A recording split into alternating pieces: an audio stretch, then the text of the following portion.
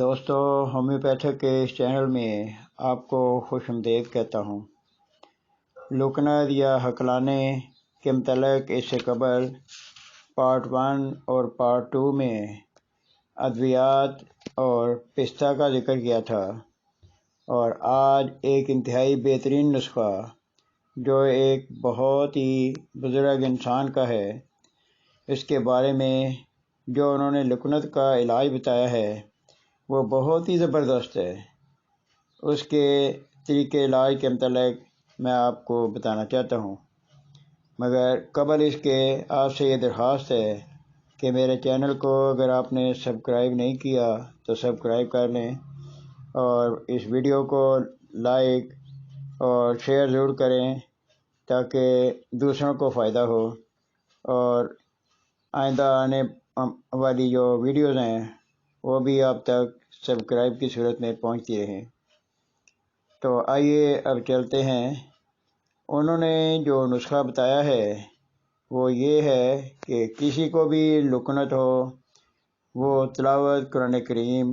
آہستہ آہستہ اور ٹھہر ٹھہر کر کرے، اور یہ بہت ہی زبردست نسخہ ہے۔ اور یہ قرآن کریم کی خوبی ہے کہ جب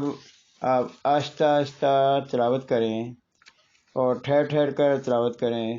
تو زبان میں بھی روانی آتی ہے۔ مجھے بھی اس بات کا تجربہ ہے، اور وہ اس طرح کہ گائے بگائے میرے پاس 3 شاگرد آئے جن کی زبان میں اتنی لکنت تھی کہ وہ بات بھی نہیں کر سکتے تھے، ایک ایک جملہ ایک ایک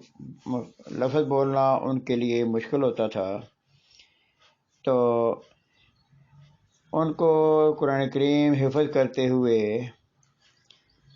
جب میں نے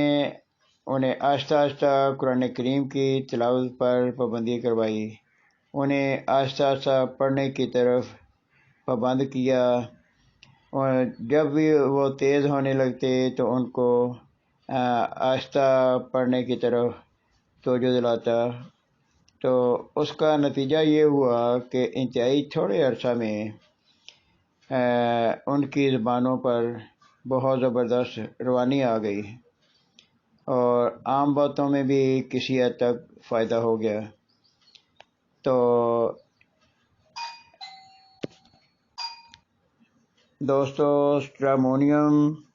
ہومیوپیتھی دوا یا پستہ کا استعمال بھی ضرور کروائیں، مگر تلاوت والا مجرب نسخہ ایسے مریضوں کو ضرور استعمال کروائیں۔ لکنت کے علاج کے متعلق تینوں ویڈیوز کو ضرور سنیں، دوسرے دوستوں کو شیئر بھی کریں تاکہ بہت سے لوگوں کا فائدہ ہو جائے۔ اچھا، خدا حافظ۔